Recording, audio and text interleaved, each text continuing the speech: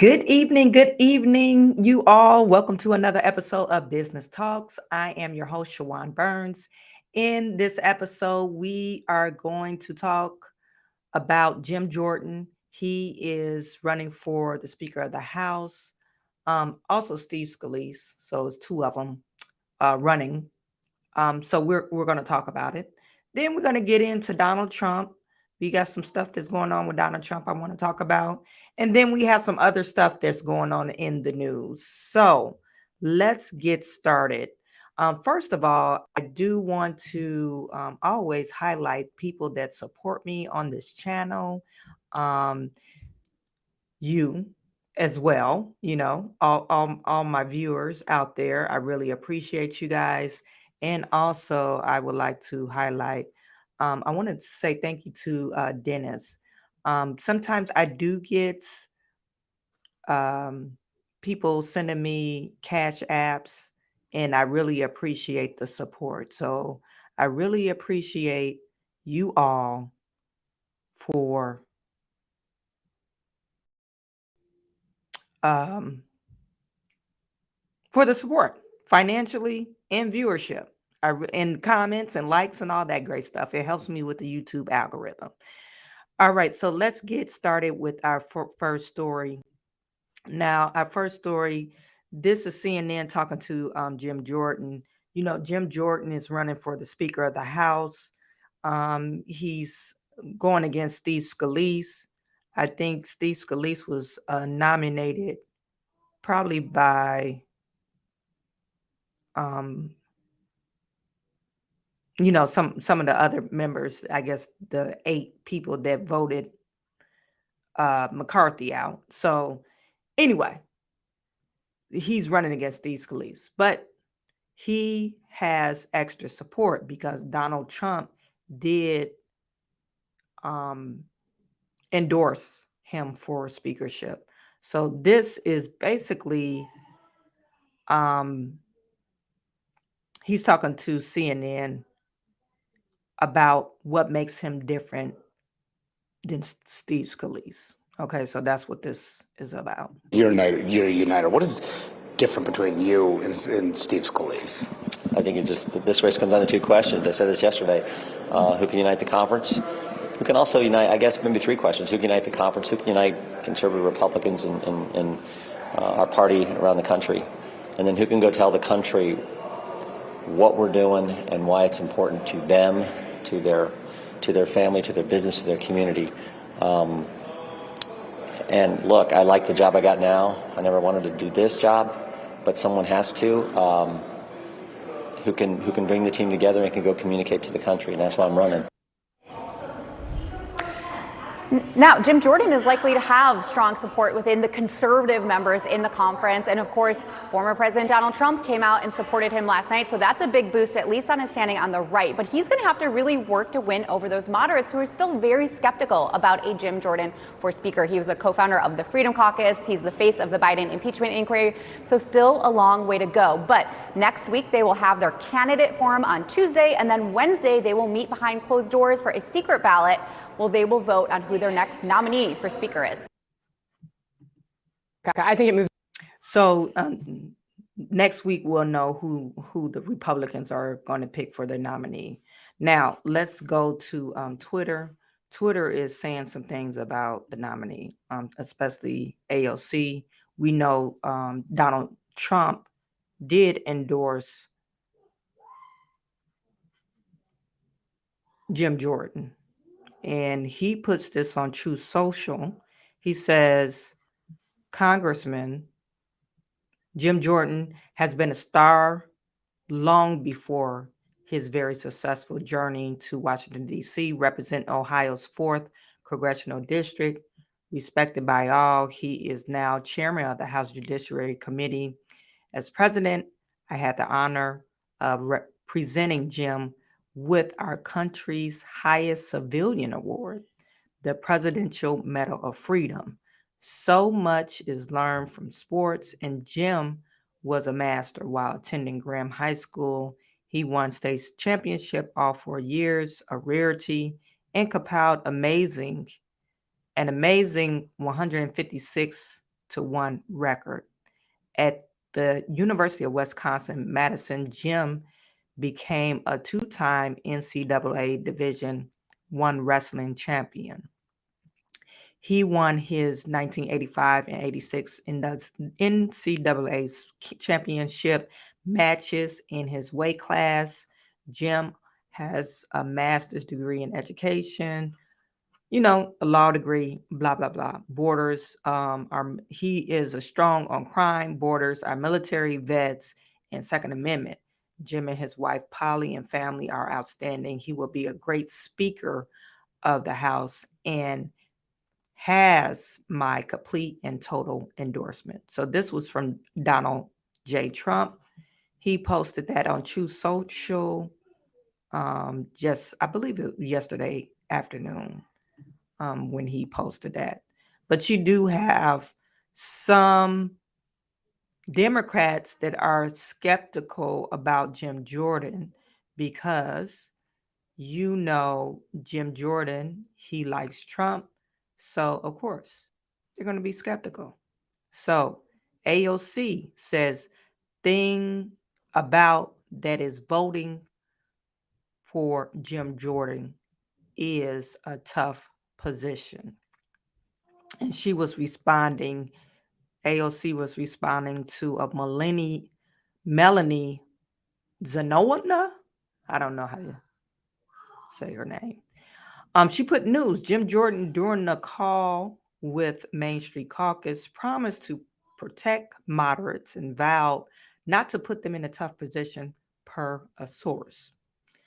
If you are in Congress, right? If you are in Congress, you're always in a tough position. Now, do I vote on this bill? You have so many moving parts. If you vote on a bill, yay or nay, what does it affect? How does it affect your constituents? And, you got to have a world view. How does it affect the American people? Okay, so when we say tough choice, okay, what do you think Congress is? It's not a walk in the park. Throw me a lifeline, you guys. Am I, who runs for congressman and say, oh, this is going to be a cushy job? No, nobody does that. Okay. He also pitched himself as a team player who is best positioned to get the hardliners in line and bring the fractured party together. I think he's very neutral. And one thing about Jim Jordan, since he has coaching background, he probably can rally a team together. I mean, that's one of the characteristics of being a great coach. You are a great leader, right? You can rally your team and you're good at picking people to play that particular position, right? So we can't discount Jim Jordan from, what he's doing, his job.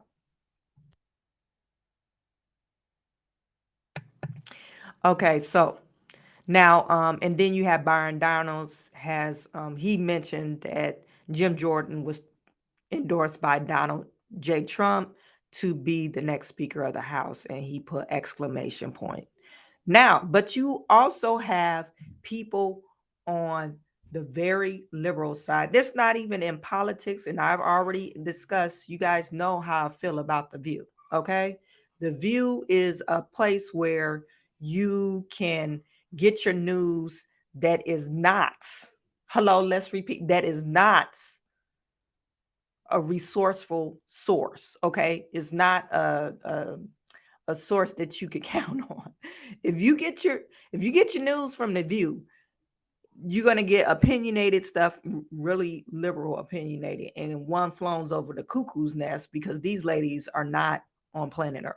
Okay, so we have The View commenting on it, and I'm only going to play a little snippet. Only reason why I'm going to only play a little snippet because I don't want them to take my YouTube channel down so you guys could hear it.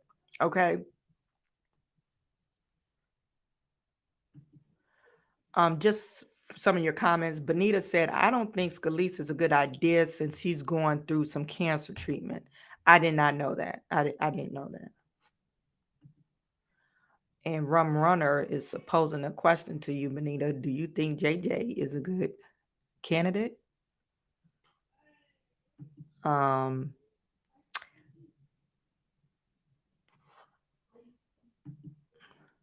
and Benita said, yes, I wanted him as speaker from the beginning. You know what? And McCarthy had a hard time rallying these votes. And reason why he had a hard time is because a lot of people didn't have faith in him. He was a double agent, and people knew that on the Republican side. He wasn't a hardliner. They knew he was going to be playing both sides, sneaky and undercoverly. Anyway, so we're talking about the View right now. So the View, the cackling hens of the View is going to say something. Okay, since Donald J. Trump endorsed Jim Jordan, they want to talk about it. Now, Colin Rugg posted, liberal co-host of View, Sonny Holston, calls Republican Jim Jordan a terrorist. Now, come on, a terrorist? Is that what he is? Because he agrees.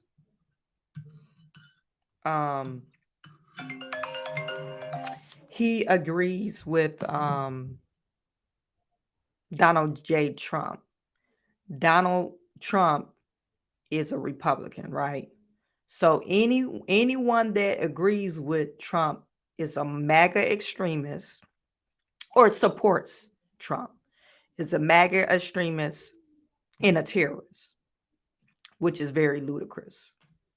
So this is what she had to say. So simple, cameras in courtrooms. He came in late. I will just say about Jim Jordan.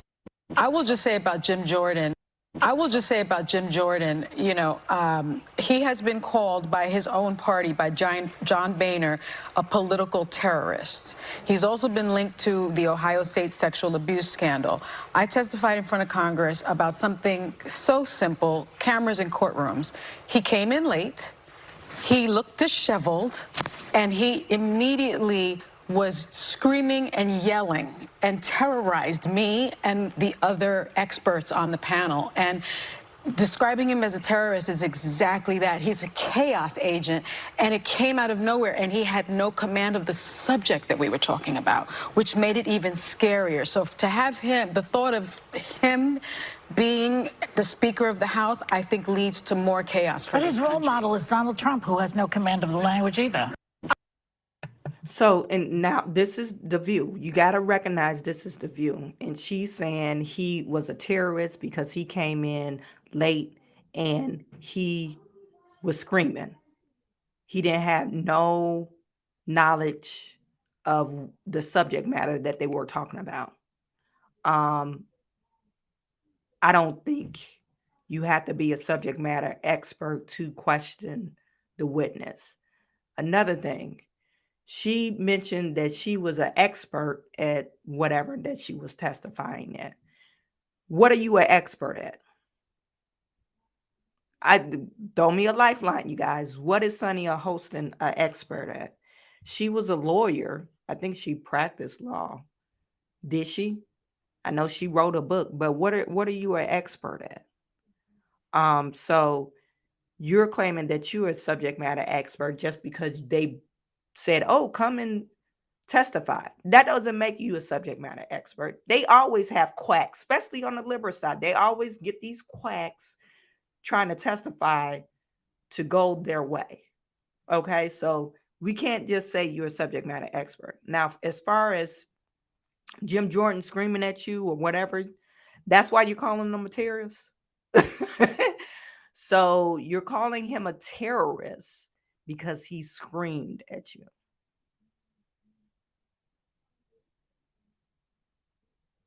That doesn't make any sense. Okay. No, you're calling him a terrorist because Donald Trump endorsed him and he likes Donald Trump. That's let's get that clear and out the way. You don't like him because he's a Republican, number one. Number two, Donald Trump likes him and he likes Donald Trump. So for her to say these things is totally invalid, and I don't take anything the View say I take it with the grain of salt. You guys let me know. And let me know if you agree with my analysis. But I think what she's saying is not even valid. It's invalid. Okay, so Donald J. Trump, he does endorse Jim Jordan. Steve Scalise, I didn't know he was going through some cancer treatments. I have to look that up. But let's move on to Donald J. Trump. Okay, so Donald J. Trump, he was just, he's going through that trial for inflating, overvaluing his real estate. And they said it was fraud. He committed some type of tax fraud, even though he's never been on trial for his taxes. The public was like, oh, show your taxes. Show your tax. No, you're not the IRS. I really don't have to show my taxes to you. But anyway, his taxes was revealed. I don't know if he leaked them out or what, but people were able to see his taxes, and they got so upset that Donald Trump only paid $700,000 in taxes. And he made an astronomical amount. Who cares? You guys don't remember what he told Hillary Clinton?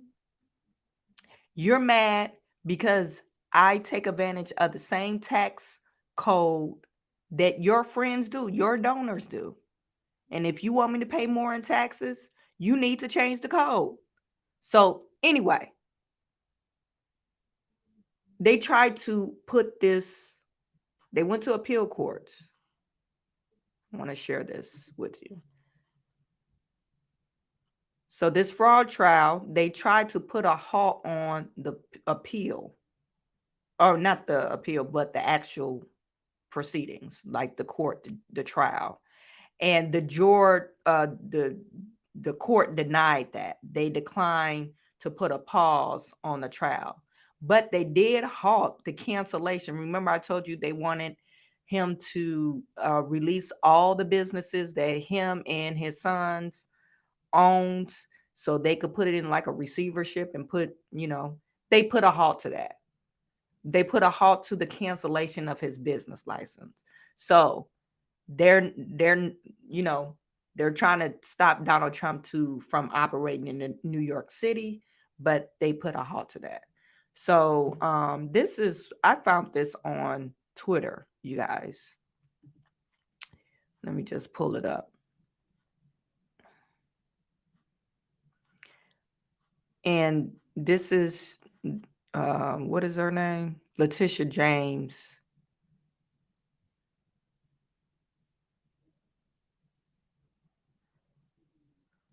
Now, the Hodge twins posted this. This is Letitia James. Letitia James, she's the one who's prosecuting Donald Trump. And I don't see why they don't have a problem with this. I don't see why they can't throw this thing out.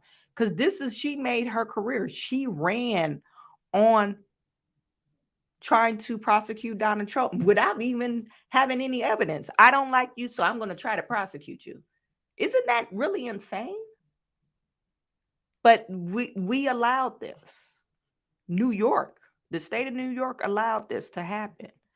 And she denied, saying she never ran to prosecute Donald Trump. This is her. Somebody put a compilation together. The President of the United States has complained that I'm engaging in some sort of political witch hunt, that I've got some personal vendetta against him, that I campaigned against him. That is not true. This illegitimate president who sits in the White House. That president, because he's not my president, he's an illegitimate president. His days are numbered. His days are numbered. We've got to get ready to mobilize, and we've got to get ready to agitate and irritate until victory is won, but more importantly, until Trump is defeated. We will all rise up and resist this man, and ultimately we'll bring him down. This illegitimate president, I'm going to give you the same level of respect that you gave to President Obama, and that is absolutely no respect at all. Donald Trump has got to go. Hey, hey, ho, ho. Donald Trump has got to go. Hey, hey, ho, ho. And the day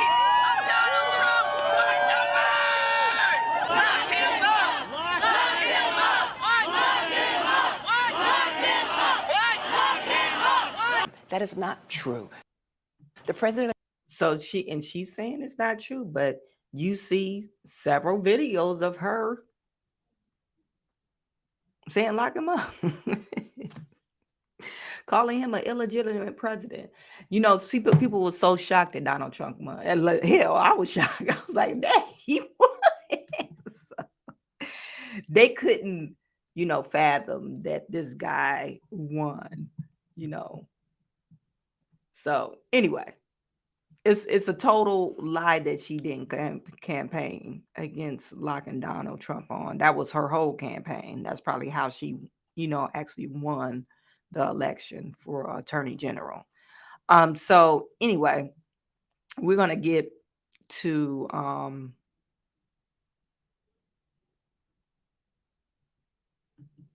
Hillary Clinton. Now, remember, I already mentioned that if you are a Republican, if you are a Trump supporter, you are a MAGA extremist, okay? Or even a terrorist, okay? This is what they're labeling you as. You are extremist, you are terrorist, even a traitor, okay? So this is what they're calling Trump supporters. And this is Hillary Clinton talking about Donald Trump supporters. She wants to let people know that eventually, at some point, there needs to be a formal deprogramming of cult members. Well, I would like to ask Hillary Clinton, what do you mean by formal deprogramming of cult members? What is that supposed to mean? And why are you calling Trump supporters cult members? Why are you doing that? Why can't you call extremism of the rainbow people or the alphabet people cult members, or extreme people of democratic policies? They making threats to other people because you didn't get the vaccine. What would you call that? Is that cultish like? Anyway, so this is Hillary Clinton.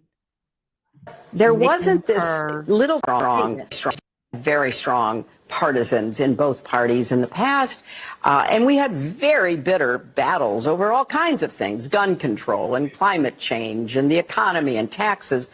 But there wasn't this little tail of extremism wagging the dog of the Republican Party as it is today. Mm-hmm. And sadly, so many of those extremists, those MAGA extremists, take their marching orders from Donald Trump, who has no credibility left by any measure. He's only in it for himself. He's now defending himself in civil actions and criminal actions. And when do they break with him? Because at some point, maybe there needs to be a formal deprogramming of the cult members, but something needs to happen. And how do you very strong partisans in both parties in the past, and we had very bitter battles over all kinds of things, gun control. Well, and I believe she was asking her, how do you propose to do that? You're saying formal deprogramming of people, like people are brainwashed. No, Hillary. How come we just want? Well, number one, we have the same views as Donald Trump. Okay. How come we just want lower taxes, be able to afford gas? How about that? Be able to afford groceries, have an actual job that makes money, a job that pays so you can afford groceries, have a business that you won't put out of business because you got these damn mask mandates and you shutting everybody down. How about that? Just to live the American dream without you hitting us over the head with taxes. But she called it, or how about we are pro-lifers and we don't agree with abortion? You know, some people are very religious and they don't agree with abortion. How about that? How about we don't want you indoctrinating our kids?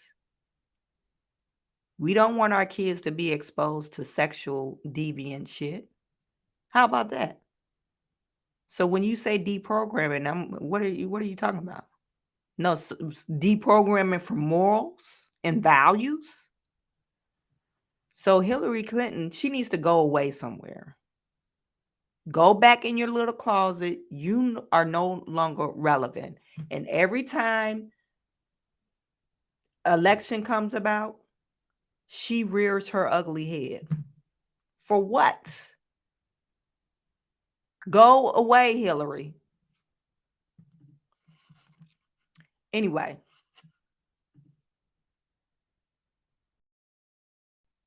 There was someone responding to Hillary that I wanted to play.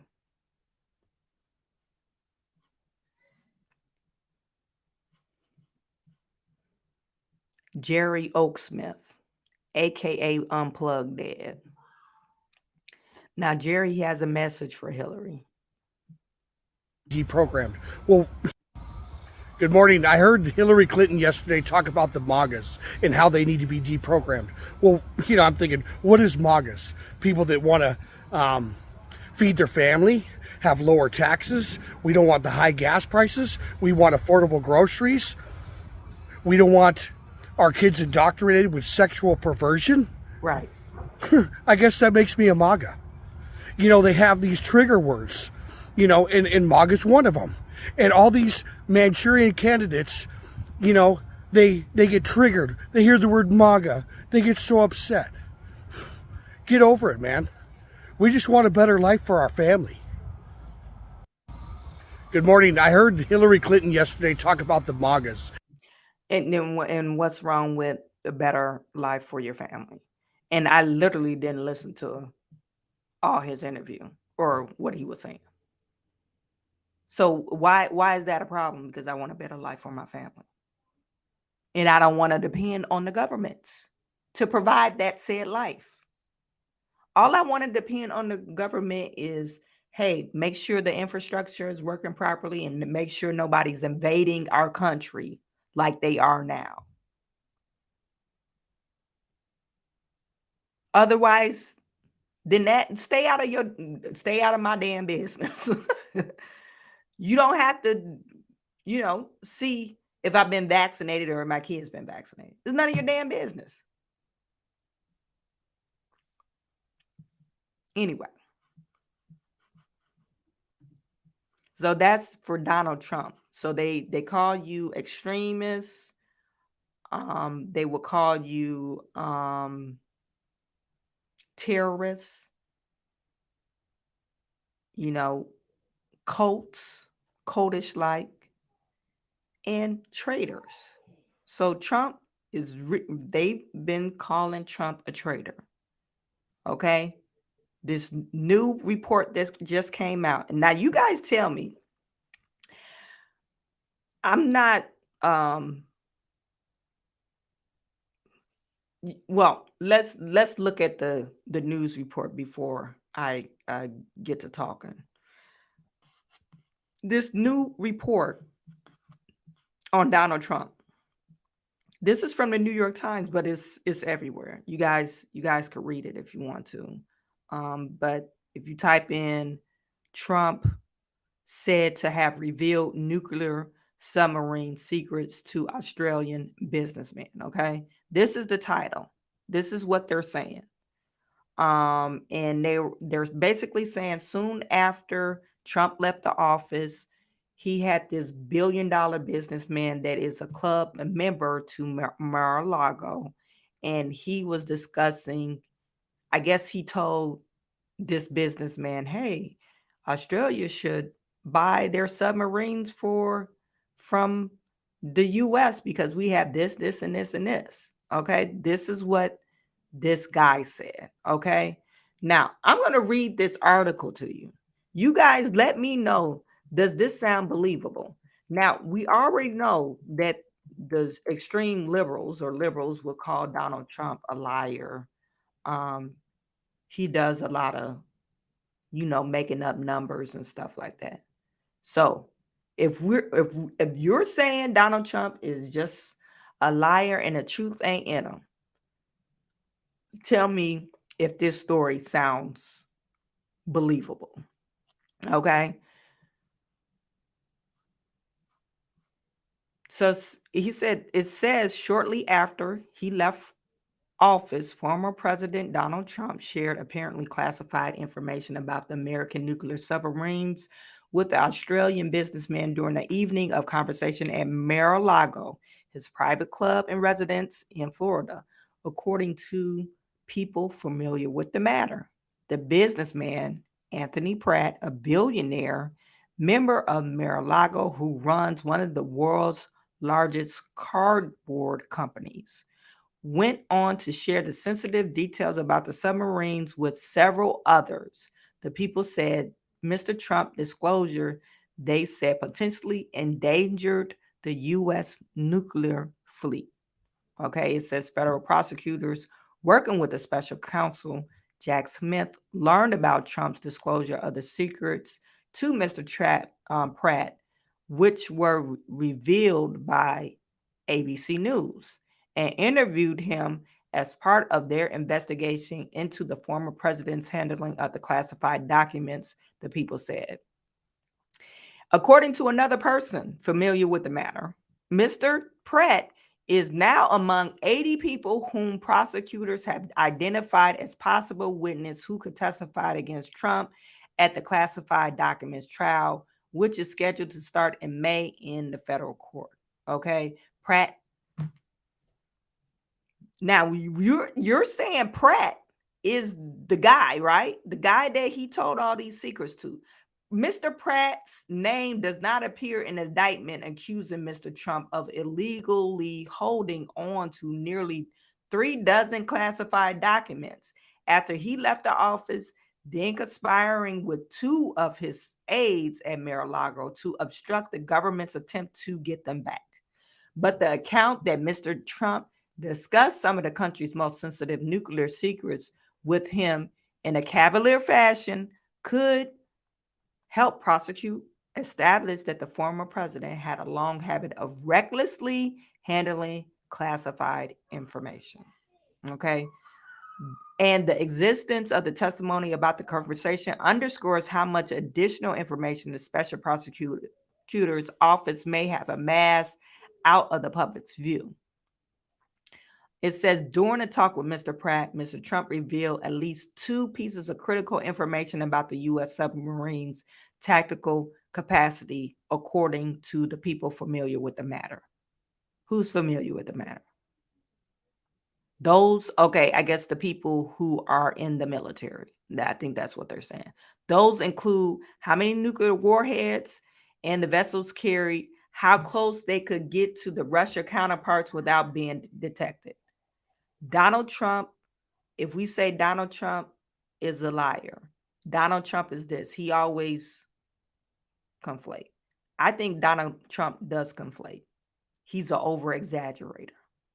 So you mean to tell me he's going to tell him the exact amount of nuclear warheads that's on the ship?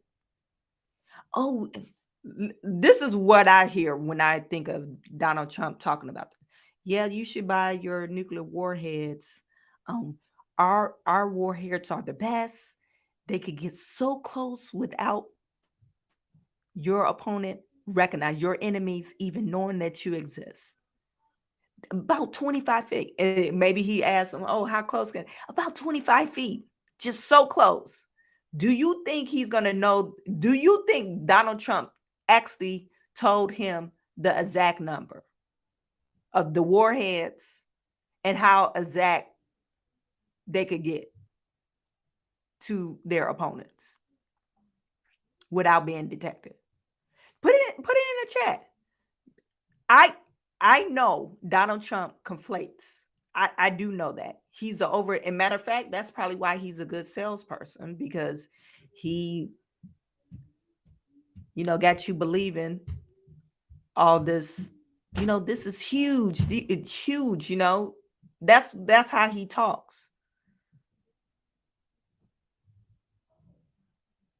So you mean to tell me he got so decisive in this conversation that this guy, Mr. Pratt, knew exactly how many warheads are on each ship? That's basically what they're saying. He knew detailed information. And do you think Donald Trump is detailed like that? Put it in the chat. That's why I don't believe this story. Okay.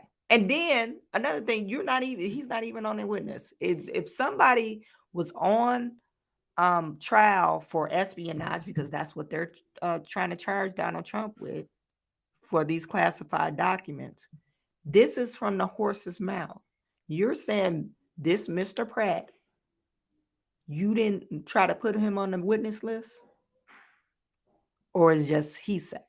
Now, if you look in on Google about this whole subject, some news reports are using allegedly. It does not appear that Mr. Trump showed Mr. Pratt any of the classified documents that he had been keeping at Mar-a-Lago in August last year. The FBI carried out a court-approved search warrant at the property and hauled away more than 100 documents containing national security secrets, including some that bore countries' most sensitive classification markings. Mr. Trump had earlier returned hundreds of other documents he had taken with him from the White House, some in response to the subpoena, and a spokesman for Mr. Trump did not immediately respond to a request for comment. Okay, so Mr. Smith declined to comment. Representatives for Mr. Pratt did not immediately respond to the request for comment. Even though Mr. Pratt had been interviewed by prosecutors, the people with the matter said it remained unclear whether Mr. Trump was merely blustering or exaggerating in his conversation with him. Why is this even on the news report? And I guess this Mr. Pratt guy but was telling everybody else. Well, he said this. Now, are you casually talking or are you casually talking? Or are you trying to sell the secret? Well, I got this classified document. And is Australia is like our enemy? Like, what? And these are questions that people need to ask themselves. Okay, Mr. Pratt. Who is Mr. Pratt? He sells cardboard. Didn't they say he owns a cardboard company? Okay, he's not in the military. He's not nothing in that realm of space that you want to sell secrets to. He sells cardboard. That's what cup cardboard. That's isn't that what he sells? He made his money selling cardboard.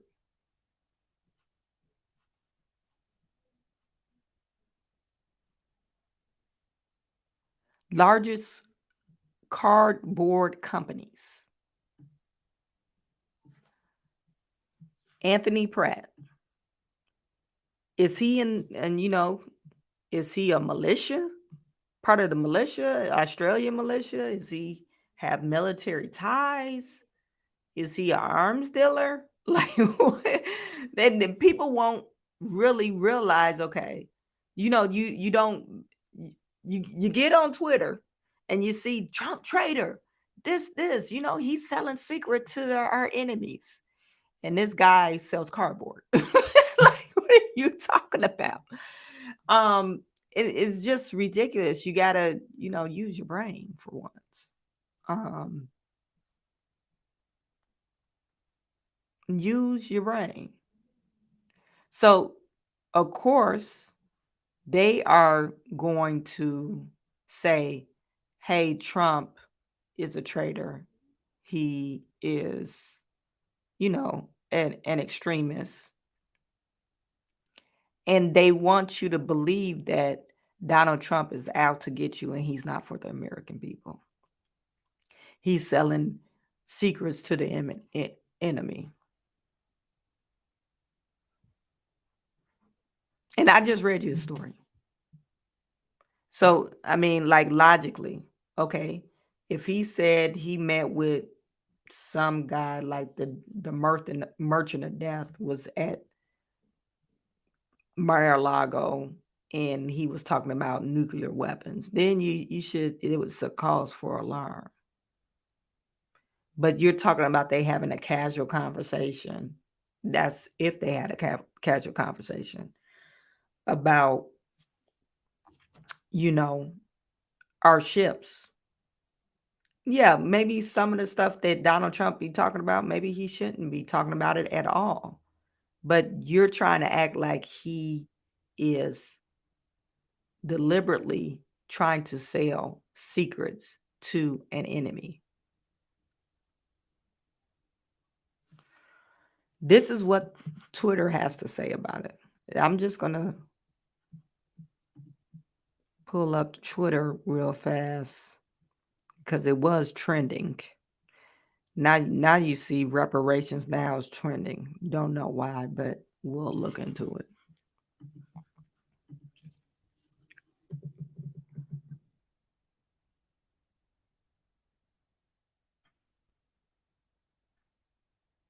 So you have people saying, "Oh, he's the new Benghazi."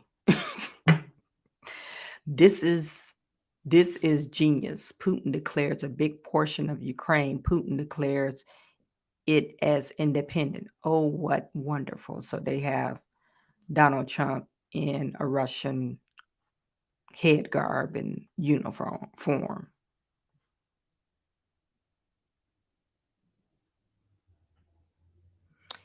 They saying Russia bought American by buying Trump and got the whole Republican Party. This is what, real left extremists are saying.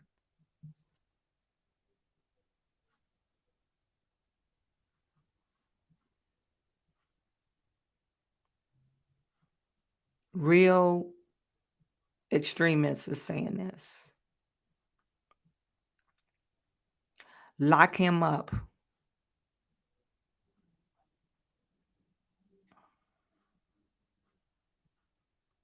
So Donald fraud. So they really, really hate Donald Trump. I don't understand why you can hate a person so much and he has nothing. He's not even in office anymore. He has no control over what's going on in office. Now, he is running for president. So I could see you being worried about that. But I never heard, people all the years that I've been voting, people getting so upset over one person. Just like really enraged over one person. It to me, it doesn't make any sense. And I believe I was listening to the news the other day. They said Biden actually didn't win the election. Biden himself. People didn't actually vote for Biden. They were voting against Trump, because the hate for Trump, that's why people showed out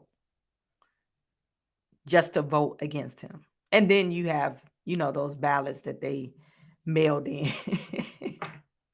You had those ballots that they mailed in to you 5 times, and the old people that was mailing in their votes to register to vote in different states, and they mailed it, they mailed it in. That's from Act Blue. That PAC, that political action campaign that I told you about I think it was about a month ago. But anyway, we're going to move forward. So Trump is a traitor, and they're trying to hang that around his neck, just to say, hey, you still gonna vote for Trump? That's so sad, because he did this and this and this and this and this, and you need to be reprogrammed because you're a cult. You're brainwashed. That's what they want you to believe, okay? Because you got the same views. Now we're going to talk about the border. The city of Chicago is suing. They are suing, not the residents of Chicago are suing the city of Chicago. Okay? They are suing the city of Chicago because they like, this is some bullshit. You guys said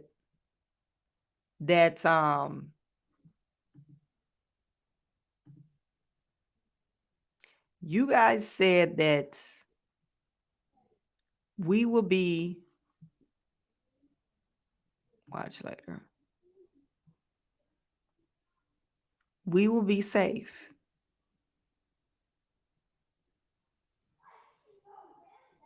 We will be safe, but instead of us being safe in our city, and you will protect us, and you are putting the residents first. We voted you in office, and you said you was gonna make some changes to the crime and all this stuff. Instead, what do we get? We are losing our city because of the high crime. We are losing our city because we can't go we can't grocery shop because no stores want to be here because of the crime. And then on top of that, we are losing our social services, our public spaces that our kids go to play in our community centers. You're taking all those away from us because of immigration. So this is what they had to say. Let me share this tab. Chicago is boiling over as city officials continue to clash over what to do next. And Mayor Brandon Johnson says he is planning a trip down to the border. NBC5's Lisa Chavarria joins us live here in studio. And Lisa, all of this is happening as even more buses arrived last night. That's right, 22 buses yesterday, guys. So we're talking about a lot of people here. The issue is, where do asylum seekers stay? The city is placing them all across Chicago, and it's being met with plenty of pushback from residents in these communities. Meanwhile, Mayor Brandon Johnson says he wants to head south to see what's happening firsthand. My administration is committed to making sure that we are putting together the full force of government at every single level to ensure that these families, who, by the way, they're not illegal, they're asylum seekers. He should be taking himself to helping the community here and making sure that he is handling the crisis that's here. At this point, the mayor didn't say when a trip like that down to the border would take place, but he also says a team with the U.S. Department of Homeland Security is in Chicago right now, taking a closer look at the severity of the ongoing crisis. The city is now also facing a lawsuit brought by two members of the South Shore Community Group. They held a meeting to talk about the issues they're experiencing with a closed high school turned into a migrant shelter. The first thing that this lawsuit is about is for South Shore High School to reopen as a high school. We're calling on the mayor and the governor to freeze the language of sanctuary city. This group is also calling for an audit to take a look deeper into how the city is spending the money allocated to help the migrants. According to the latest numbers from Chicago's Office of Emergency Management and Communications, there are nearly 10,000 migrants in shelters, with more than 3,000 still waiting to be placed. Now, guys, excuse me, Michelle and JC, this is not including the latest arrivals from Texas yesterday.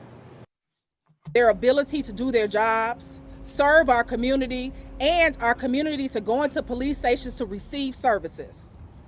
In addition, it's inhumane to welcome people only to have them sleeping on floors in buildings and in tents that cannot withstand the wind of Chicago.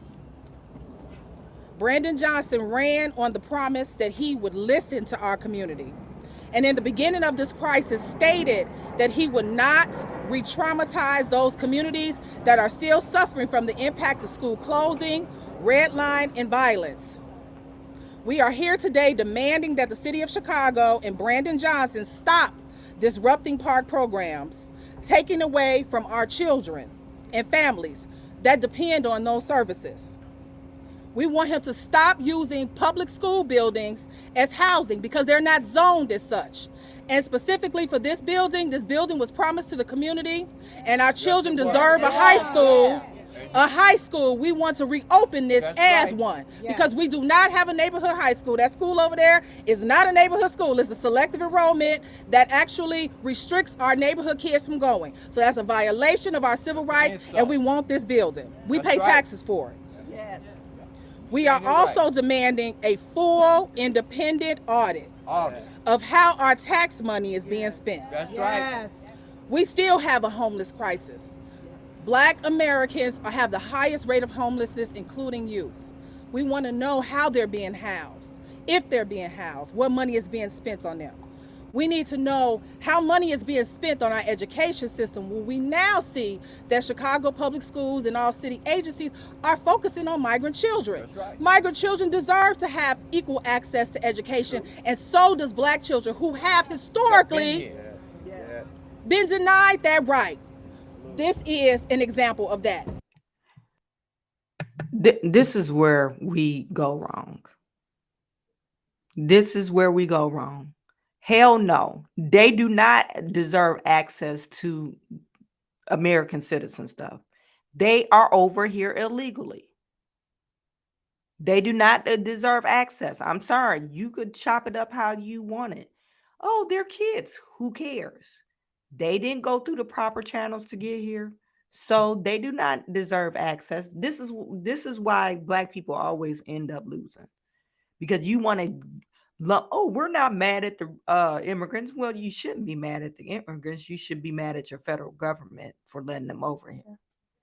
But you lumping them up in one, and that's what the government does. No, they do not deserve the same thing you get. You're an American citizen. They are not. Okay? Until they become an American citizen, they don't need American citizen services. Put it in chat. That might sound harsh or mean, but this is reality. This is why black folks always lose. Because you're trying to, I care about everybody. Does the government care about you? No. Stick up for yourself.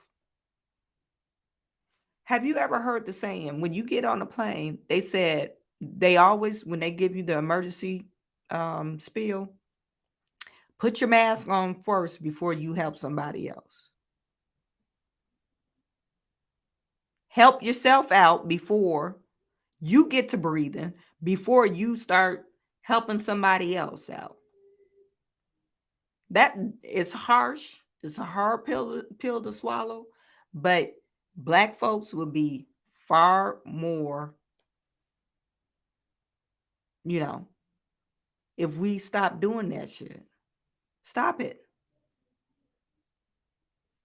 Now, it's okay to say, it's sad that they put them on, it's inhumane that they got to sleep on the floor, but how the hell you think they got here? Some of them they were in like these box cars, jam-packed in there.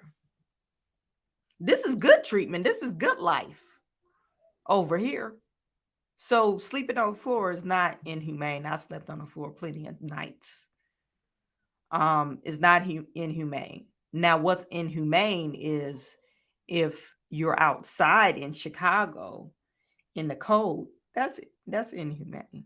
But if you're in a warm, safe space, that's not inhumane. But stop doing that, black folks. Stop it.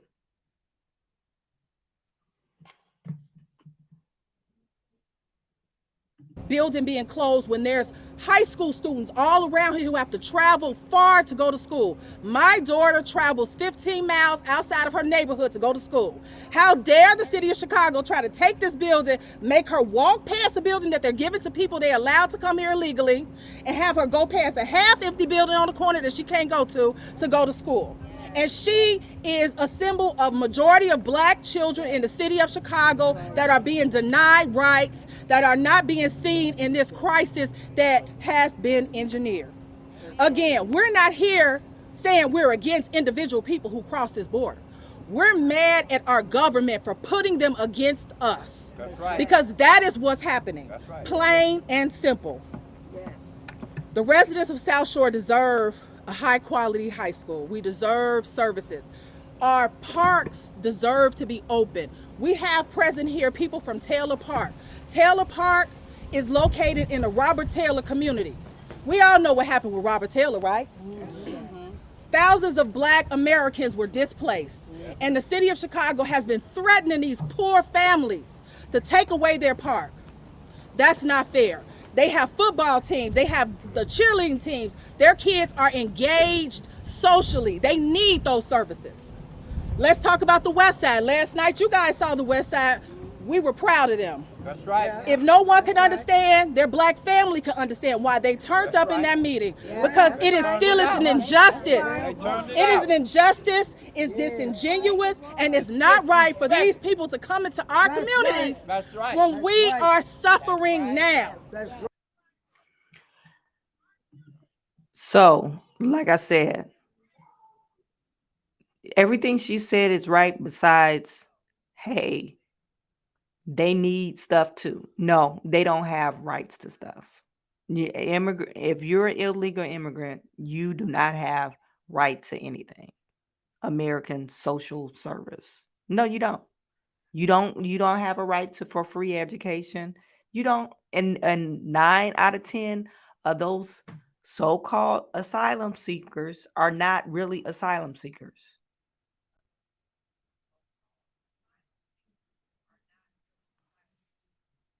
So we need to understand that for us to move forward as a black race, we need to stop trying to put, I had an echo in my ear. We need to stop trying to lump everybody up in one group because they're not the same as you. You are American. They are not.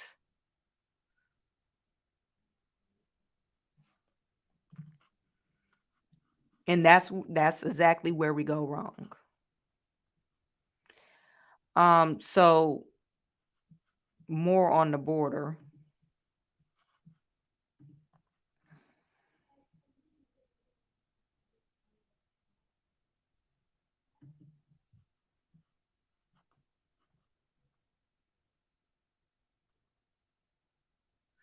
They're just saying that at least 2 South Shore residents filed a lawsuit demanding the city to put an end to creating inhumane conditions in for Chicagoans and migrants. So they're saying inhumane conditions for Chicagoans and migrants. You heard the mayor saying, "Oh, we're gonna go visit the border, and we're trying to do this, we're trying to do that." They want them to take asylum off the word asylum or safe. What is it? Safe city or whatever off their title because they don't want more migrants. They don't want, because now they're saying that migrants are taking their resources.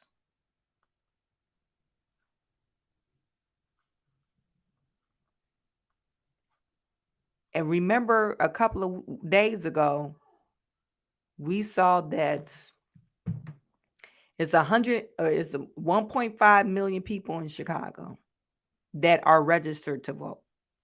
Only 400,000, close to 500,000 people actually vote. And then when stuff like this happens, you want to bring, the whole brigade out to talk stuff. Very sad situation for Chicago. Very.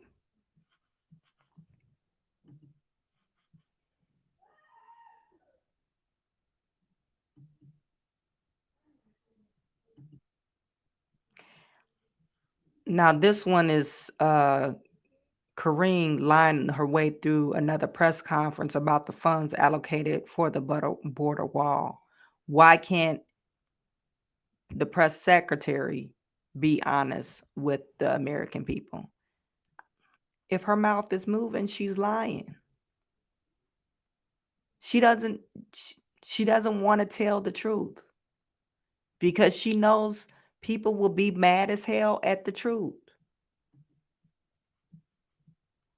Just told me that a border wall does not work. If that's the case, why does his own Department of Homeland Security Secretary say in a public notice, quote, there is presently an acute and immediate need to construct physical barriers? Here's what I can say. I can speak to what the president was very clear in saying, and also what you all have been reporting about this construction. So the facts are this is not new. These funds were appropriated in fiscal year 2019 under Republican leadership, and DHS is required by law to use the funds for appropriated purpose. That's what we're seeing. This was announced back in June by the DHS. And so, look, we believe that there are better effective ways of moving forward to secure our border and security, our border security, and we have continuously asked for Congress to act, to provide our CBP, the law enforcement at the border, to give them the resources they need to do their jobs. And so we're going to continue to call on Congress. We believe, and the president has been very clear, even when you asked him, does a border wall work? He said no, and he's been very consistent about that. We believe that we need border technology that is modernized and land ports of entry, and that's what we want to see. And that's what I can speak to. And this is something that we were required by law, and we are complying. This is an administration that does believe in the rule of law. No, you don't. So you lying right there. You don't believe in the rule of law. If you was believing in the rule of law, Joe Biden wouldn't be in the process of being impeached. Okay. Number two, you saying the border wall doesn't work. Okay, we have to have multi-layer system. Yeah, the border wall just won't work by itself. But there's laws in place that you could enforce. They're not just trying to get through the border. You talking about at the ports of entry. They go up, under, around the ports of entry. We already seen the videos, Kareem. What are you talking about? You talking about technology. What are you going to use drone systems, infrared, to make sure there's no tunnels in, what is it, a 1,500-mile border that you got to protect, or we have to protect? But multi-layer. You can't just depend on one thing. It needs to be multi-layer. And then America needs to grow a pair. These people come over, I don't care if they a woman, babies, whatever. Ship their asses back because they didn't come through the proper channels. Grow a pair. Why now? For instance, these funds have been available since Biden took office. Why at this time? And the president actually spoke to this, and this is one of the things that he was saying, that he's been asking Congress to reappropriate the funds. He has been for the past couple of years, and Congress refused. And Why are you lying again? You haven't asked. Only thing you asking for Congress to approve these student loan debts so you can get elected again. Please don't fight this student loan. I need to get elected again. That's what you're asking for. have to comply by law to get this done. And that's what you're seeing happening right now. Would there be a way to continue to slow walk this and to delay it? We have to comply by law, and that's what we're doing at this time. We ask Congress to reappropriate the funds. That's what we would prefer to see, not waste the funding in the way that they're doing it right now, that we are required to do. But they refused, and so now we're moving forward. And it doesn't take any funding. You know, you got people over here. What it was, a Title 42 expired. You could have initiated another Title 42. All it is a pen. Oh, I'm signing an executive order. Blah blah blah. Blah blah blah blah. Border secure. But no, you refuse to do that. You're trying to blame on the appropriation of the funding. You're lying. Thanks, Reed. What specific law will the administration be breaking if funds appropriated for the border wall are not used, especially because the funds go unused all the time? I mean, why not let it go unused this time? Well, look, I'm not going to speak to the law. I would have to refer you to Department of Justice. I'm not a lawyer, but what I can tell you is that if you're not a lawyer, why are you saying you comply by the law? We complying by the law. You should at least know the law. You're saying you're not a lawyer, but why are you mentioning, oh, we're complying by the law? But well, what is it? This is a law that we are complying with. We have asked Congress multiple times to reappropriate this. What law? This is not the way that we Can believe is anybody going to be tell me? effective What here. law is she We talking believe about? in modernizing the system, not actually building a wall. The president said himself he does not think this is effective, and so we're complying by law. And we believe that in the rule of law here, and we're moving forward and getting that, in following the law. Is this the administration in some ways recognizing that using these funds at this moment will be useful in Texas? We are complying by the law that says that we need to do. I mean, how many times did she say the law? We're complying by the law. We're complying by the law. Yeah, and that's what we're doing. We're effectively complying by the law. She said it so many times right now. But then you say, I don't know the law. You have to confer to our lawyers. Then how do you know you're complying by the law? You liar.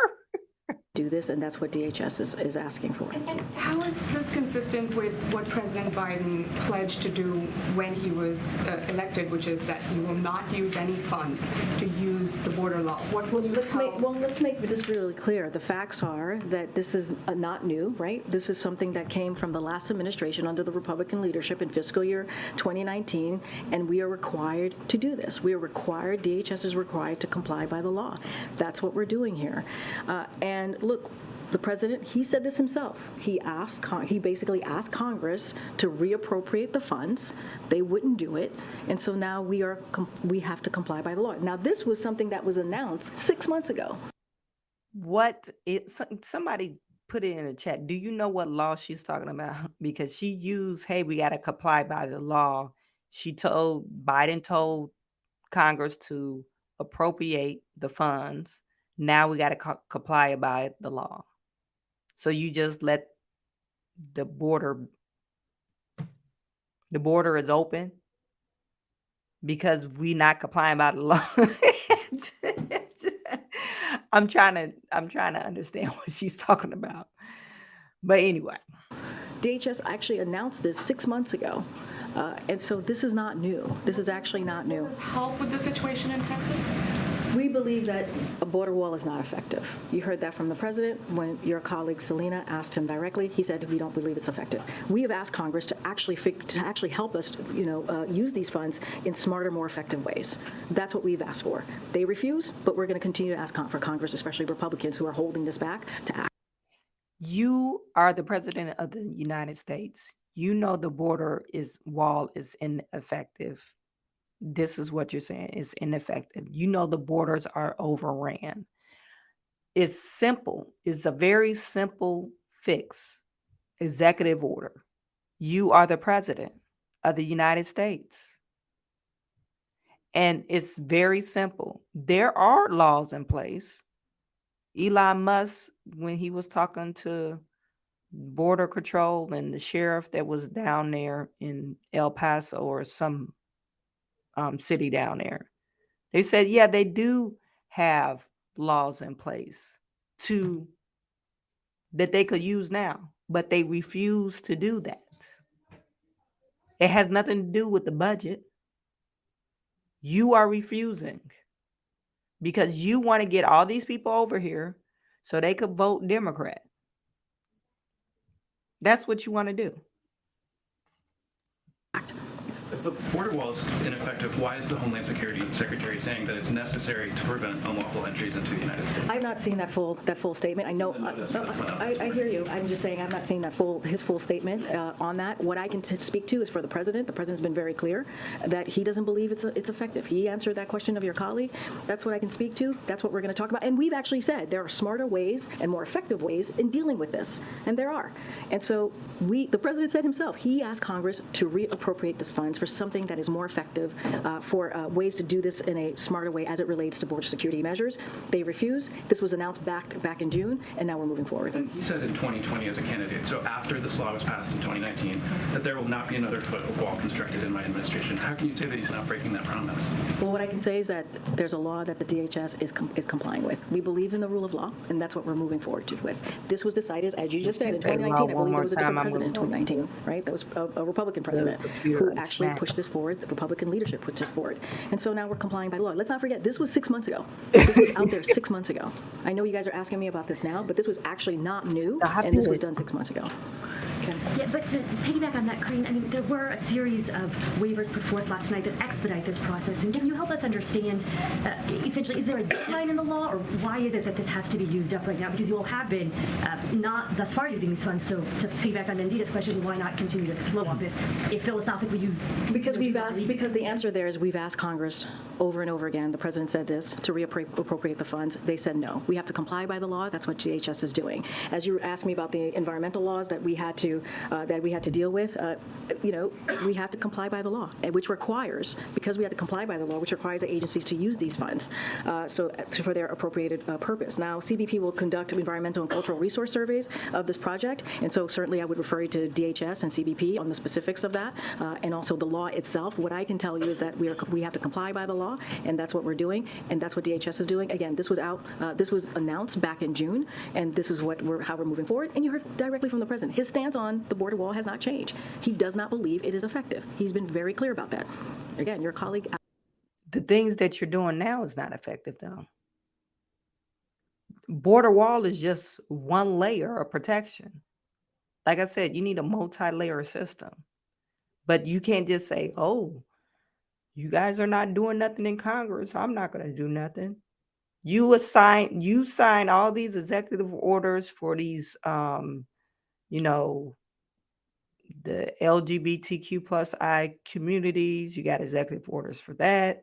You got executive orders for these student loan things. You've signed executive orders so people could or trans could participate in sports. Trans men could compete against women. You signed that in as an executive order, but you can't sign an executive order saying, hey, we close the borders.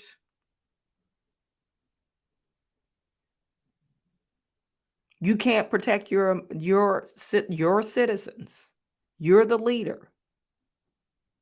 So you can't protect us. That's what you're saying. So we got a weak ass president that need to grow some here or grow up here. Asked him directly, and his answer was no. Go ahead, JJ. Has the government already contracted for this project? I don't have any news about contracts for this project or how it's moving forward. I would have to refer you to DHS on that. On your Ukraine speech, are you expecting it to be next week, early next week? So I don't have anything new to share on the Ukraine speech specifically. But look, the president was very clear. He wants to give a major speech on this. And so when we have more information, certainly we will share it. Look, and you've heard me say this multiple times. You heard the president say this. There's strong bipartisan support from both chambers for protecting our national security by backing Ukraine as they continue to fight for their democracy, for their sovereignty, and resist the brutal invasion of. They're trying to fight for democracy and their sovereignty and resist the invasion of Russia. But the Ukrainian president, he canceled the election. How democratic is that? The guy canceled the election. So you gonna be in there another 4 years or whatever the term is for Ukraine.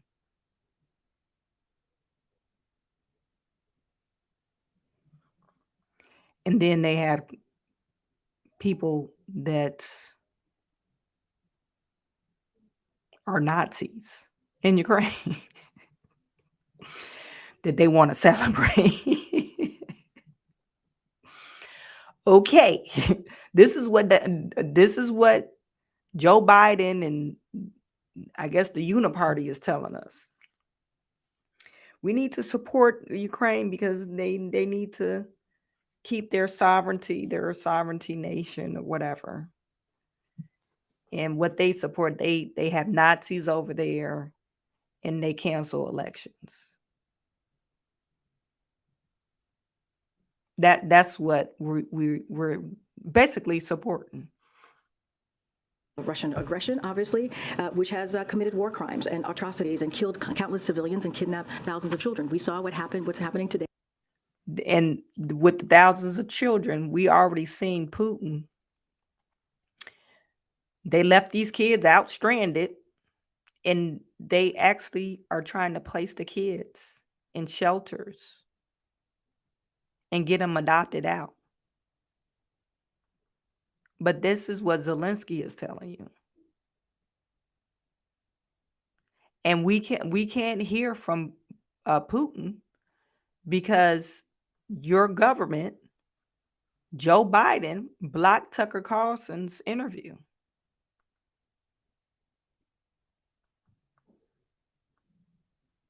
Because they don't want us to know the truth about what's going on. But they let Zelensky come over here and beg for $26 billion. In Ukraine at a grocery store where we know at least 49 people have died, and that's horrific. That is how they're living their life. And also, I want to bring in the experts into this too. Across the spectrum have stressed if we abandon the people of Ukraine and Russia is successful, it would send a terrible message and embolden dictators and would be aggressors around the world who may want to invade other countries. So which could draw the United States and create much more of a problem and an issue around the world. So that's that's why we have to continue, we believe, being behind the people of Ukraine when we have more to share. Right now, like I said, I think it was last night or the night before last, we basically own Ukraine. Ukraine is a part of the United States. You can't tell me you're giving this much money to a nation and they're not a part of the United States.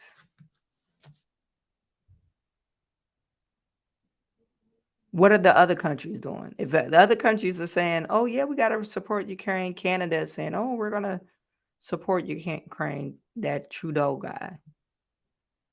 How much money are they sending? They sending $26 billion? What's the amount? What's the total amount we send over there?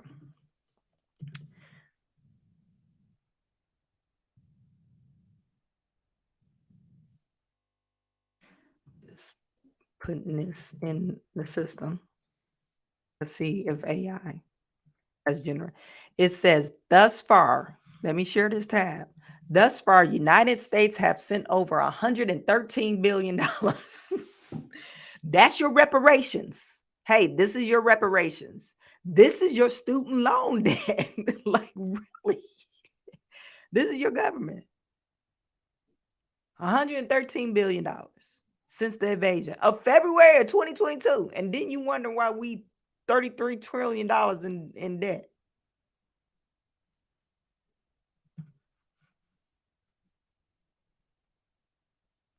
And then we spent an additional $44 billion on military aid for Ukraine. So they've received $157 billion from us since last year, February.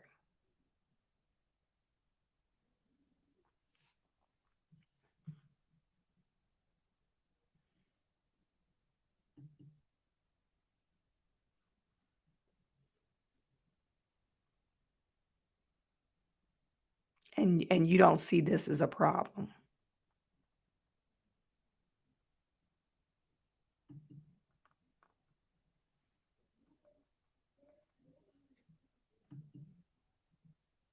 You don't see this as a problem.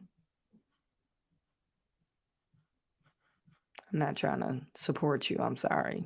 Not trying to give my money to the New York Times. Anyway.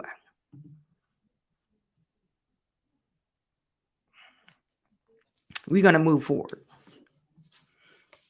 We're going to move forward on our stories, okay? Let me get to some of your chats.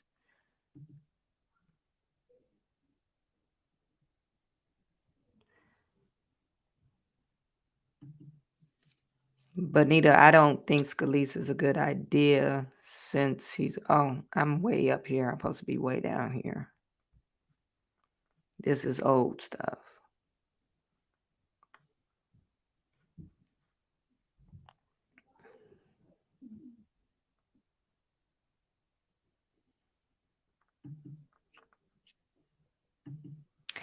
Robert Jordan said the only time they care about blacks is during election time.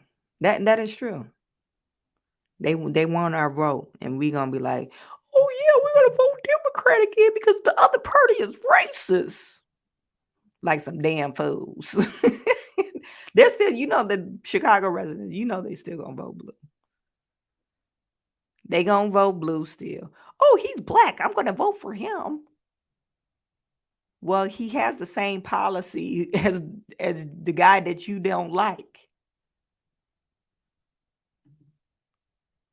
Vote for Trump and he'll take care of this problem. Yeah, Trump ain't having that shit. Trump is not having no open border policy. He called people from shithole countries. He said, why don't you get people from these nice countries? You can get these people for these war torn countries.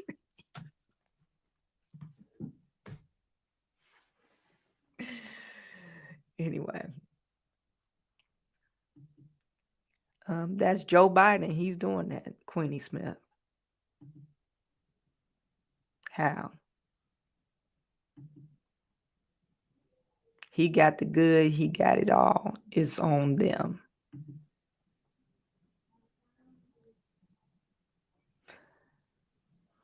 You guys having your side conversations. Shush. The White House floor mop is talking. Queenie, I miss you. Good night. Thanks for tuning in. Bonita said Black Shirley Temple lies so much. Lie. If her mouth is moving, she lying.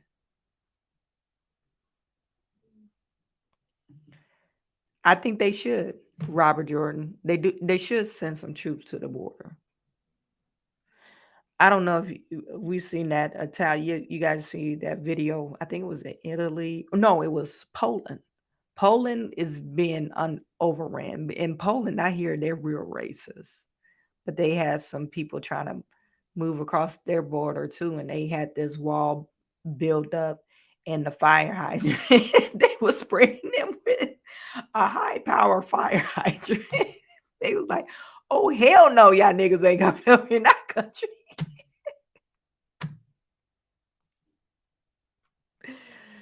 Yep, that's what they did. Sad thing is she gets paid by our tax dollars to lie every day. Exactly. And she doesn't gonna lose her job. And you know one of her jobs is to lie for the president, to make the president look good. So she has a hard job to make the president look good.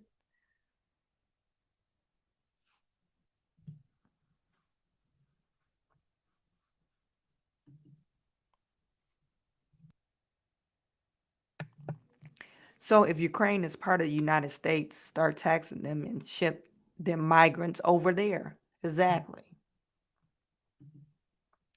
How much of the 113 billion is filtered back to Biden and the other Democrats?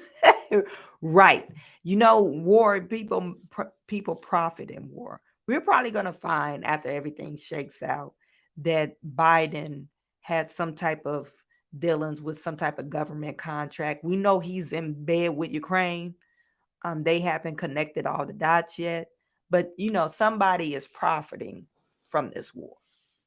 Someone is profiting from this war, and it's more likely somebody that's in the White House, somebody in the Senate, somebody in the House.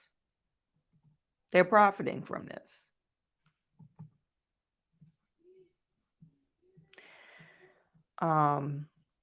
So you guys, I'm going to head on out.